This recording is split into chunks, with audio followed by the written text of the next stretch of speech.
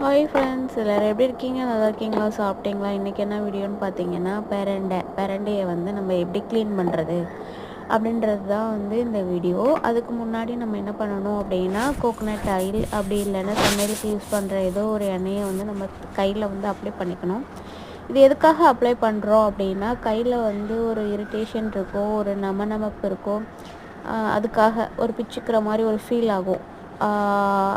அதனால் இதை வந்து எண்ணெய் தடவிட்டு பண்ணும்போது அந்த ஃபீல் இருக்காது. இன்ஃபெக்ஷன் ஆகிற மாதிரி எதுவும் தடிச்சிரும், அதை அரிக்கும் போது தடிச்சிரும். அந்த மாதிரி ஆகாமல் இருக்கிறதுக்காக எண்ணெய் தடவிக்கிறோம். இப்போ வந்து நம்ம பிரண்டையை எப்படி சுத்தம் பண்ணலான்னு பார்க்கலாம். பிரண்டையை வந்து எல்லாருக்கும் தெரியும், கணுவாக இருக்கும். அப்போ வந்து நம்ம அந்த கணு உடைக்கும் போது பட்டை உரியும்.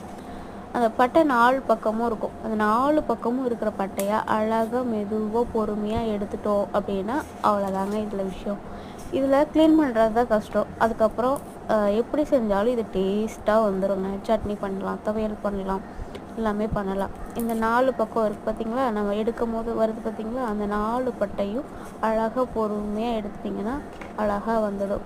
ஏன் இந்த பட்டையை எடுத்துகிட்டு செய்யணும் அப்படின்னா, அப்போ தான் நாராக இருக்காமல் இருக்கும். துவையல் செய்யும் போதும் சரி, சட்னி பண்ணும் போதும் சரி, நாராக இருக்காமல் இருக்கும். அதனால் பட்டையை எடுத்துகிட்டு நம்ம பண்ணுறோம். பார்த்திங்களா, அழகாக 4 பக்கமும் பட்டை உறிஞ்சிச்சு. அவ்வளோதாங்க. இது மாதிரி நல்லா உரித்து எடுத்துகிட்டு நம்ம எண்ணெயில் போட்டு நல்லா வந்து வணக்கணும். நல்லா வணக்கினதுக்கப்புறம் சட்னியோ துவையலோ பண்ணோன்னா செம்மையாக இருக்கும். இது வந்து மூட்டு வலி இருக்கவங்க, அதிகமாக கால்சியம் கம்மியாக இருக்கிறவங்க, மூட்டு வலி, கை கால் வலிலாம் இருக்குது அப்படிங்கிறவங்க மாதத்தில் 1 நாள், வாரத்தில் 2 நாள் கூட எடுத்துக்கலாம், தப்பே கிடையாதுங்க.